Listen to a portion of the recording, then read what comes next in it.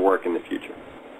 Let me jump in for 1 minute, if I may. Okay, I think there's one problem. Now, this may just be here, but I think that part of that problem finally is hitting home with through the economy, and that's the idea that sprawl cannot continue.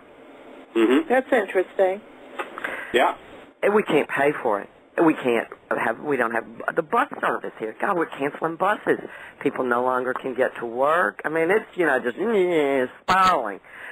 So, maybe that is the one point that hits the closest to home, because whether I'm rich or poor, if I've got to ride the bus and you're canceling buses because the city's spread out so much, so that one's not coming to me, and it takes me now 3 hours to get from my house downtown and back out to where I work, maybe that's hitting home.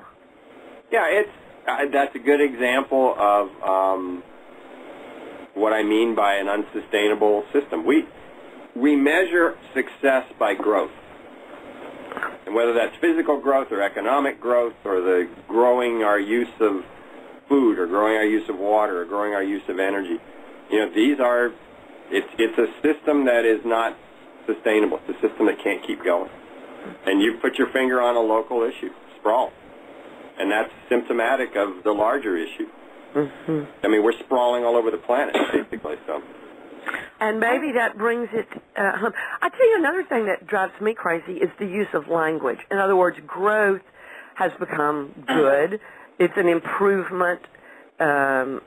I don't know how you deal with that either, but I'm sorry. Growth, I think when we measure growth simply in economic terms, we don't measure it in, for example, in ethical terms.